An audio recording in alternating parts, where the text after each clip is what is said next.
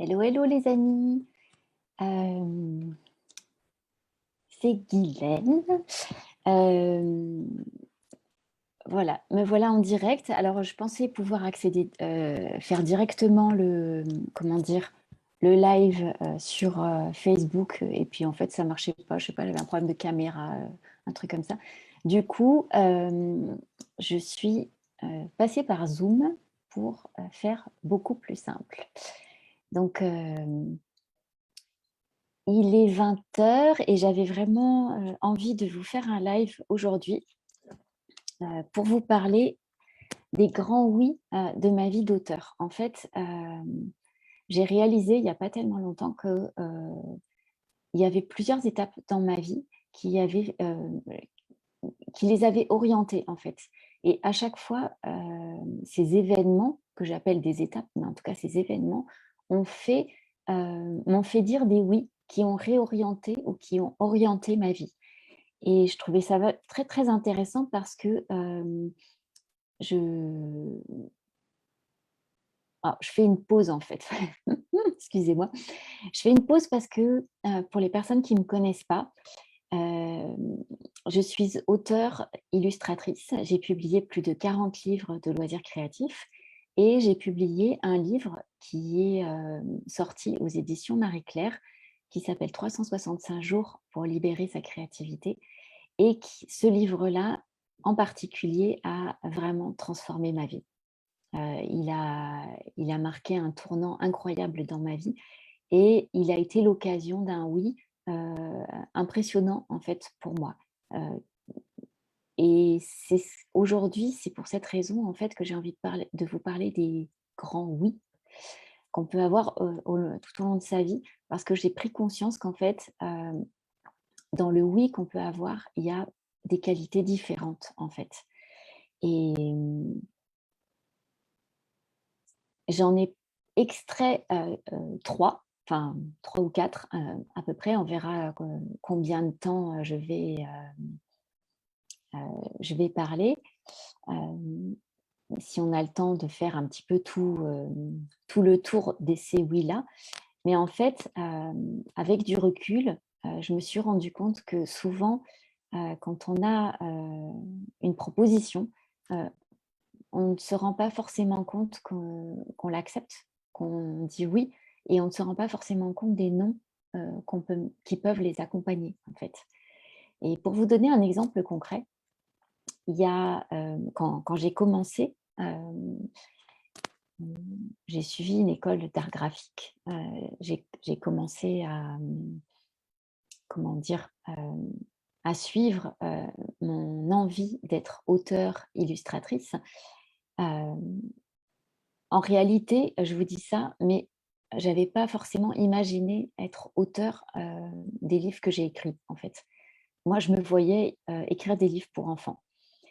Et j'ai toujours adoré écrire, mais en même temps, pour autant, il y avait plein d'autres choses qui m'intéressaient. Et du coup, ce qui s'est passé, c'est que quand je suis sortie de cette école d'art graphique, je me suis, comment dire, je me suis lancée ne sachant pas trop où j'allais en fait. Pendant un an, après l'école d'art graphique, je savais pas, j'arrivais pas à savoir où j'avais envie d'aller. Et puis un jour, j'ai eu l'opportunité de travailler dans une maison d'édition. Et c'était vraiment, je faisais la petite main en fait. Je faisais de la mise en page, des choses comme ça. Et ah, coucou Delphine, va ton commentaire.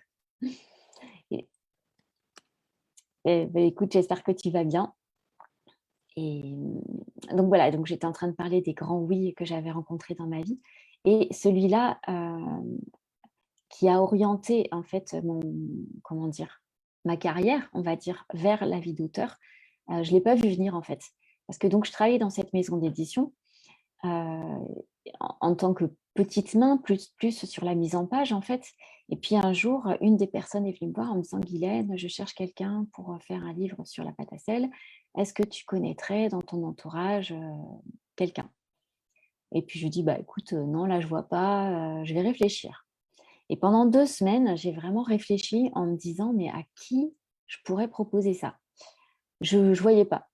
Donc les 2 semaines passent et puis à un moment donné, je me dis: «Bah, mais pourquoi j'essaye pas, en fait? Pourquoi je le fais pas?» Et donc je suis allée, vers cette personne en lui disant: «Bah, écoute, moi je veux bien tenter l'aventure.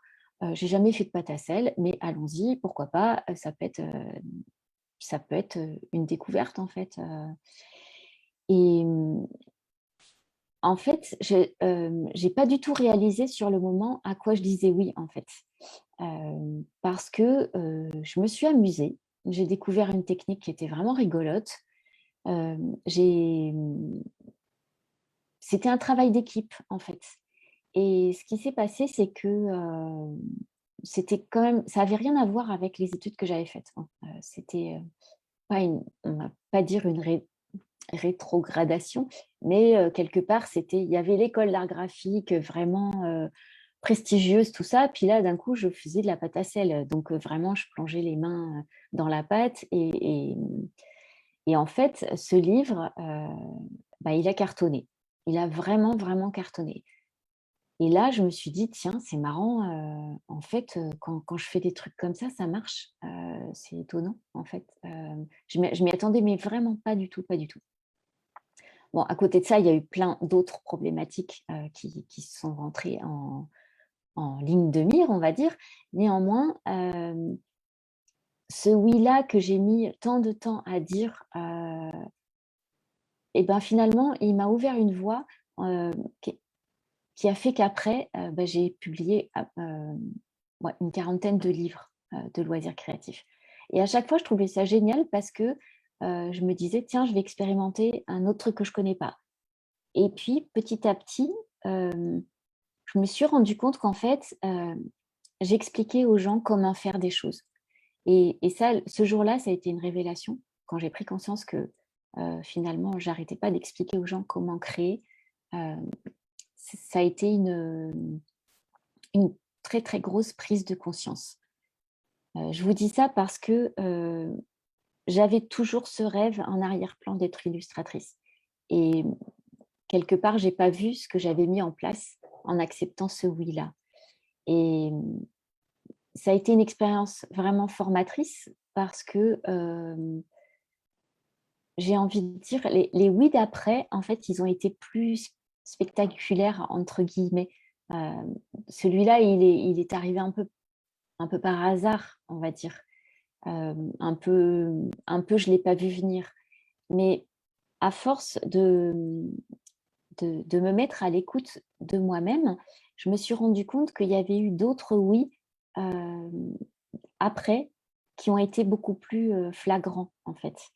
Hem, donc voilà, ça c'était on va dire la première expérience d'un «oui» qui a orienté, m ma carrière, en fait, heu, parce que j'ai trouvé énormément de plaisir, d'amusement, alors que, au début, je l'avais fait vraiment en me disant, «Bon, j'ai pas autre chose à faire, qui m'attendent, sur ma route, mais pourquoi pas essayer, en fait?»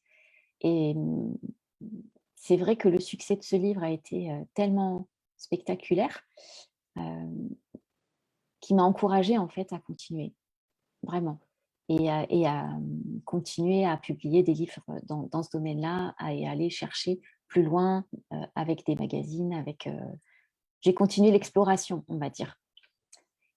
Hem, le deuxième grand oui dont j'avais envie de vous parler, ça a été un oui un petit peu différent.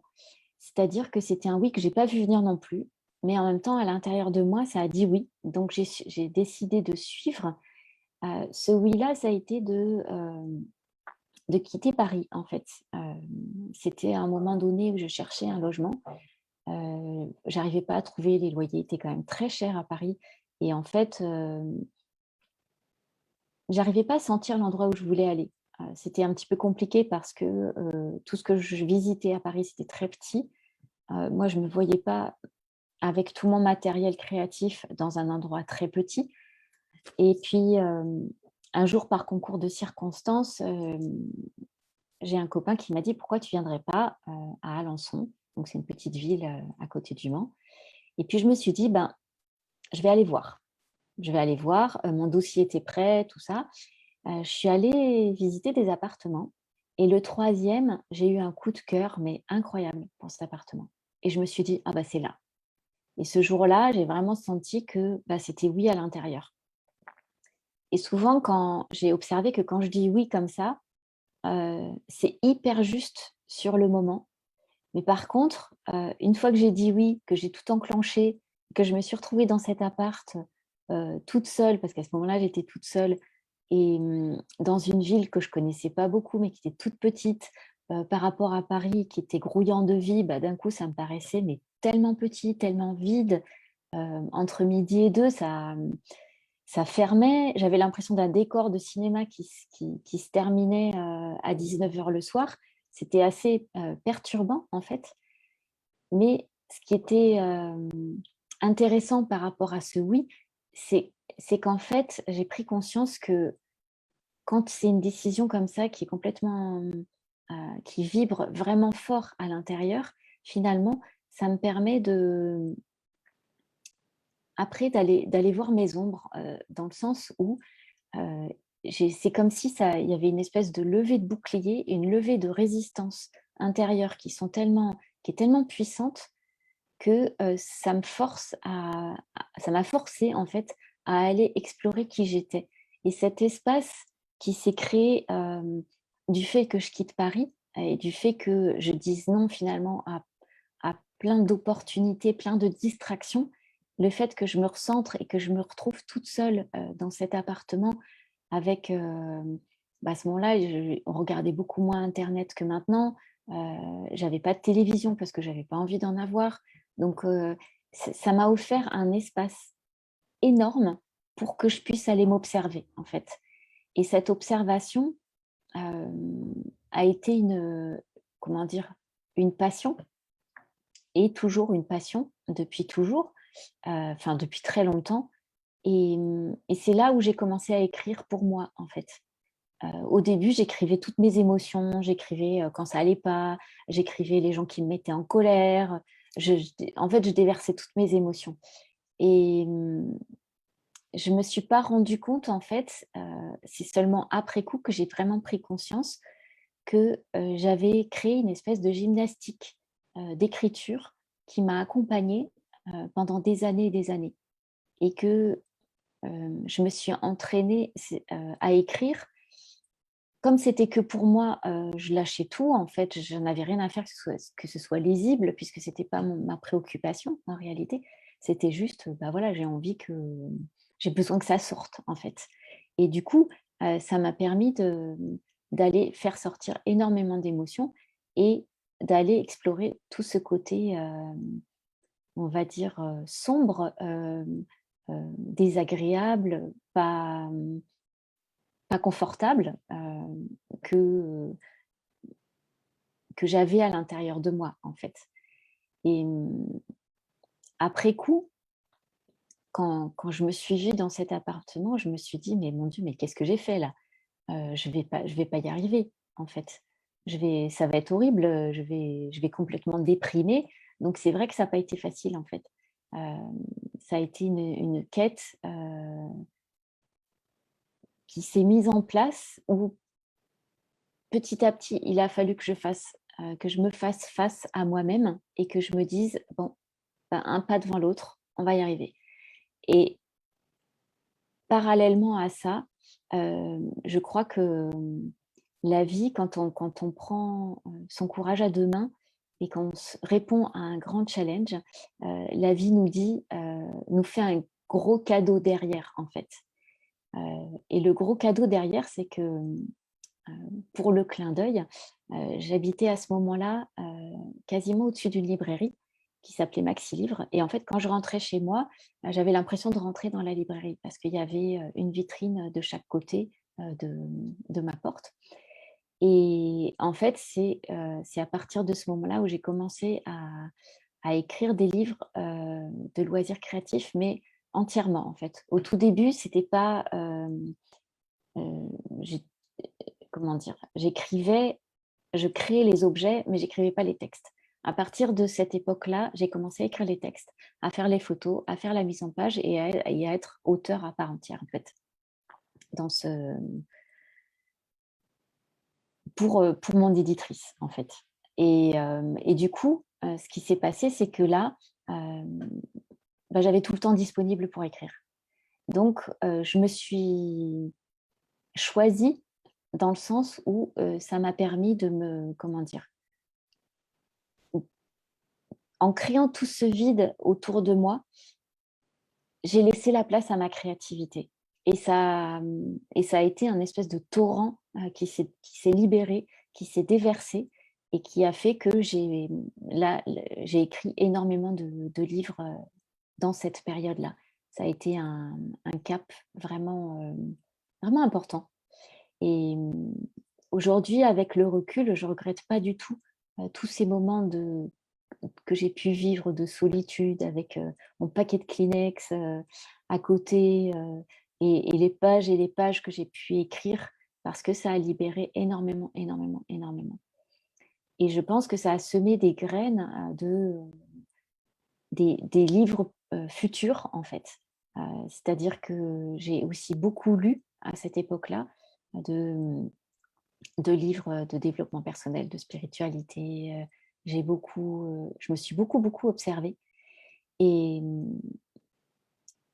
là, ça me fait arriver au troisième grand oui, on va dire, de ma vie, qui a été, un oui beaucoup plus magique et beaucoup plus spectaculaire, dans le sens où, un jour, mon éditrice m'a posé la question, elle m'a demandé en fait: «Guylaine, vu que tu connais quand même pas mal de choses dans le domaine du développement personnel et de la spiritualité, est-ce que, tu connaîtrais un auteur, qui pour écrire un livre sur la créativité?»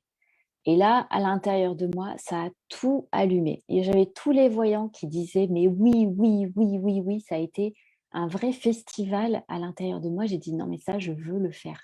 Je veux vraiment le faire» et j'ai trouvé le clin d'œil, impressionnant parce que, des années avant, finalement, on m'avait proposé un livre que j'avais mis 15 jours à dire: «OK, je le fais» et là, ce jour-là, ce oui, il était juste inévitable, en fait, vraiment inévitable et j'étais tellement, mais tellement enthousiaste que ça a ouvert des canaux de créativité, encore différents dans ceux que j'avais pu connaître et ça m'a permis d'être, comment dire? D'être, encore plus observatrice de ce que j'étais en train de vivre.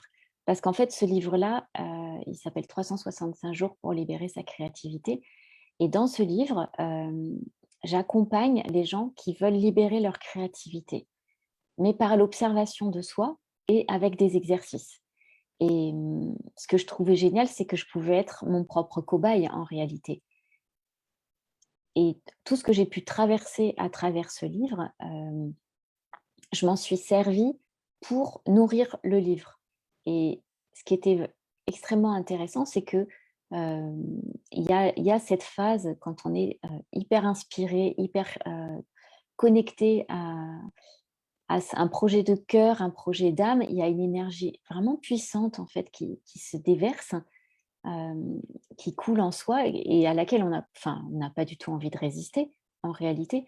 Hem je dis ça, mais en même temps, il y a certaines personnes qui ne se rendent pas compte de ce qui se passe et qui peuvent résister à ce flux et c'est ça qui va créer des douleurs, en fait. Hem, le fait de résister à ce flot, heu, parce qu'on n'est pas habitué à y répondre et à dire: «OK, c'est bon, c'est maintenant, j'y vais, j'écris», en fait, ou «J'y vais» ou je fais selon ce que l'inspiration me dit de faire et là, en l'occurrence, c'est ce qui s'est passé pour moi, c'est-à-dire que j'avais tellement d'idées dans la tête qui tournaient en rond de plein de manières différentes que du coup, je me suis retrouvée à écrire, pendant 2 heures, toutes les idées que j'avais pu, qui avait pu me traverser, en fait. Et j'avais besoin que ce flot se libère, que ce flot hem, s'écrive dans un carnet, en fait. Et ça a été un des moments, mais les plus délicieux, vraiment les plus délicieux. J'avais l'impression de surfer sur une vague incroyable, d'inspiration. J'étais aux anges, hein. Enfin, franchement, j'étais aux anges. J'aurais pu faire ça pendant des heures et des heures et des heures. Et c'est bien parce que j'écrivais à la main et que ma main a fatigué que je me suis arrêtée. Mais, ce flow, voilà, il était tellement puissant, et ça disait tellement «oui» à l'intérieur que je pense que ça a réveillé, l'équivalent en résistance, après. Je m'explique, c'est-à-dire que j'ai l'impression, heu, que quand on c'est un peu comme la quête du héros. Voilà, il est tout enthousiaste au début de la quête, il se dit: «Ouais, c'est bon, j'y vais, ça va être génial, j'embarque, je vais y arriver, j'ai foi en moi et tout». Et puis à un moment donné, bah, il y a les premières difficultés qui arrivent. Et et la magie qu'on a pu vivre, au démarrage de ce projet, c'est presque comme comme un petit miracle, en fait, qui nous fait qui nous tend une espèce de carotte en nous disant: «Bah si, vas-y, va par là, tu vas voir, c'est complètement magique, c'est complètement génial». Et mais en même temps, s'il n'y avait pas eu cet élan-là, finalement, ben, est-ce que j'aurais eu vraiment envie de commencer cette quête, et d'y aller?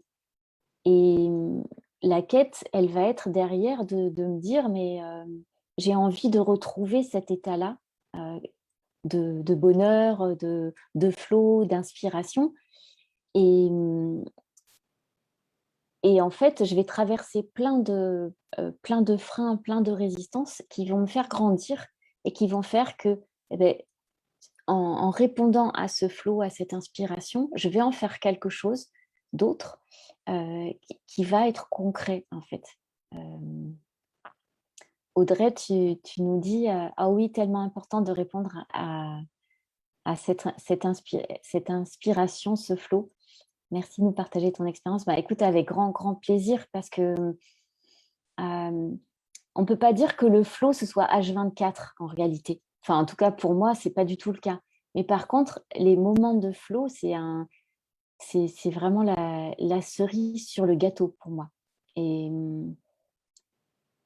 et surtout le 1er moment de flow où tu as toutes les idées qui popent dans la tête, dans tous les sens, c'est c'est tellement le nectar de la créativité pour moi que c'est que c'est ça qui me motive à continuer à aller plus loin. Parce que toutes les résistances qui sont venues après, ça a été des doutes, des peurs, de me dire: «Bah, ouais, mais en fait, j'ai dit oui, mais je suis complètement folle, en fait, je suis pas capable, je vais jamais y arriver». Et en fait, l'idée après, c'est vraiment de prendre une par une ces résistances et puis, dire: «OK, tu es là, j'ai peur, mais j'y vais quand même et je continue ma route et je trace». Et ce flow et cette inspiration, pour moi, ça allume un feu intérieur tellement puissant que qu'à un moment donné, ben, la quête, je peux pas la lâcher, en fait. Et c'est ça que je trouve hyper inspirant, c'est que, cette quête, elle m'emmène à aller toujours plus loin, à aller, me dépasser, même en dépit des peurs, en dépit des doutes, en dépit de tout ce qui a pu me traverser, qui aurait pu m'arrêter. Et le souvenir, comment dire? Énergétique de ces instants-là, il est hyper puissant. Moi, je sais que j'ai écrit, dans ces carnets à la main pour cette raison, pour garder une sorte d'empreinte énergétique.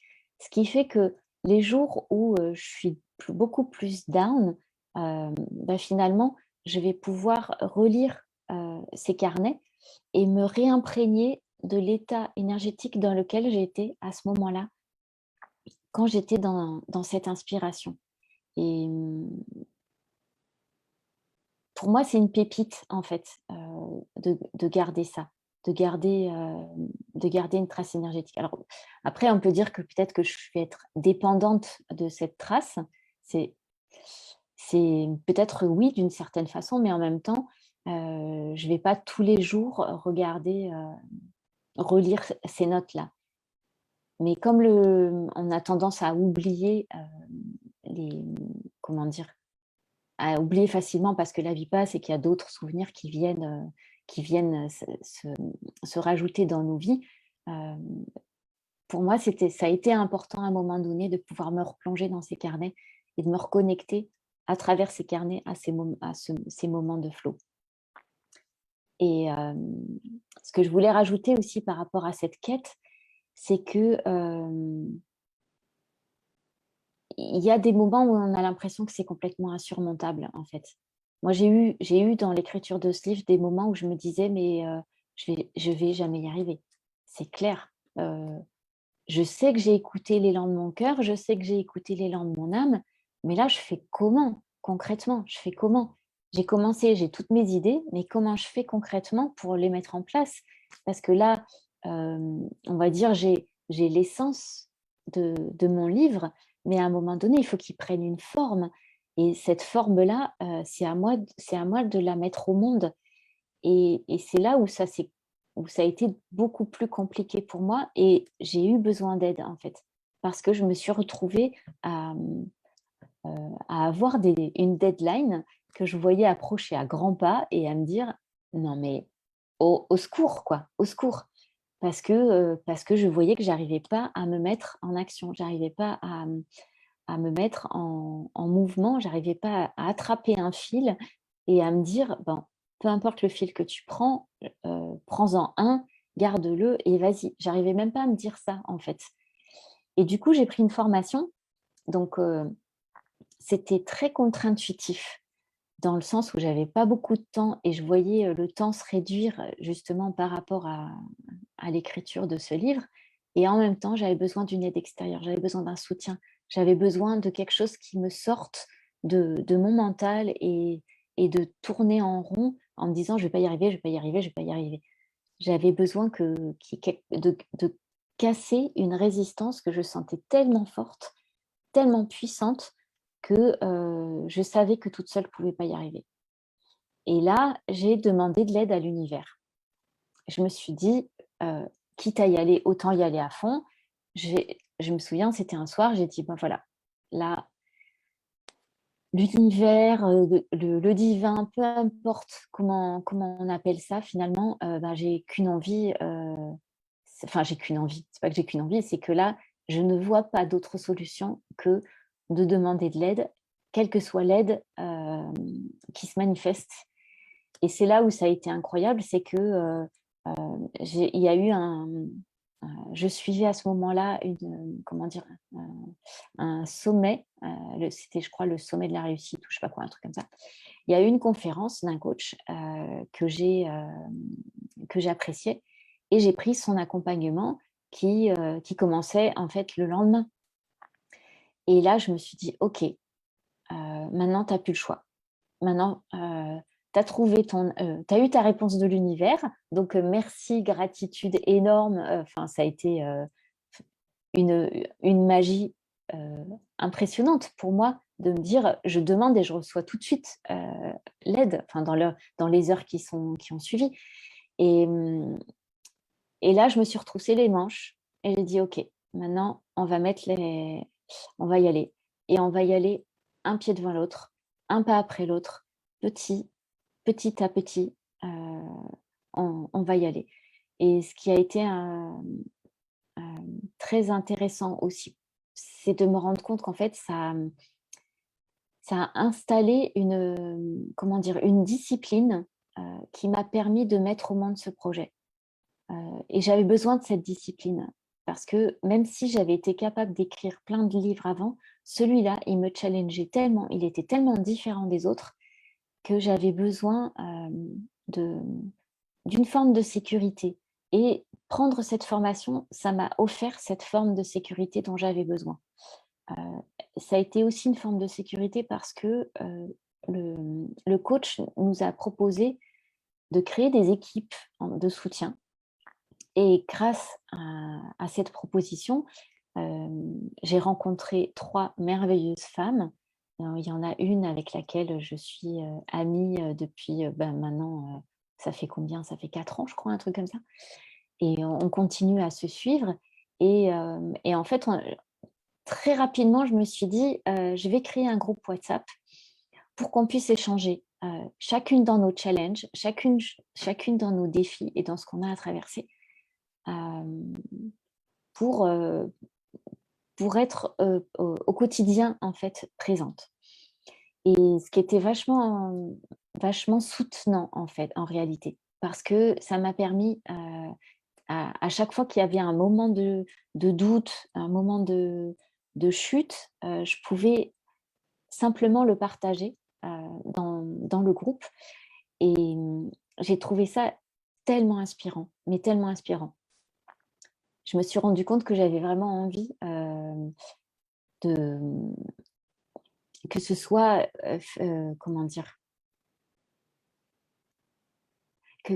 Donc de cultiver ce lien, en fait. Que ce lien soit, pas seulement pour les moments difficiles, mais aussi pour les moments de joie, les moments de célébration. Et c'est vrai que dans l'écriture, de mon livre, ça a été vraiment, hem, un soutien, mais juste incroyable. C'est-à-dire que, je leur ai exposé mes difficultés, je leur ai partagé, en fait, ce qui était compliqué pour moi. Déjà, j'arrivais pas à écrire le premier chapitre, je flippais complètement, j'avais peur de, j'avais peur de pas y arriver, mais j'avais peur de faire lire le premier chapitre à mon éditrice. Hem et du coup, elles m'ont dit: «Bah, fais-nous lire si tu as envie». Et en fait, ça a été mes premières lectrices et grâce à elles, j'ai pris confiance, en fait. Ça a été un pas énorme pour moi, ça me crée de l'émotion, en fait, de le dire, de voir que, j'ai pu vivre, une expérience aussi soutenante grâce à des humains magnifiques. Heu, c'est mon stress de la journée qui redescend, mais voilà, ça a été un cadeau merveilleux, en fait, parce que, grâce à elle, donc j'ai pu, petit à petit, heu, dire, «Ben, voilà, ça y est, le deuxième chapitre, il est écrit. Ça y est, c'est fait. Le troisième chapitre, il est écrit. Ça y est, c'est envoyé». Et leur premier retour, a été super important, clairement. Il m'a permis, de me dire: «Bon, bah, finalement, c'est pas si nul que ça, ce que j'écris». Heu et comment dire? Tous ces petits pas, ils ont, hem, ils ont mis des grains, heu, oh là là, je crois que j'ai fait une boulette. Bon, bah, c'est pas grave. Tous ces et je reprendrai après. Tous ces petits grains, i ils ont participé à, comment dire? À ce que je prenne confiance en moi, en fait. Tous ces petits pas, ils ont participé à à m'aider à devenir la personne que je suis aujourd'hui. Heu, Tous ces défis, tous ces challenges, toute cette quête qui m'a permis d'avancer, tout ça, ça a été très long, et en même temps, maintenant que c'est passé, ça semble court, en fait.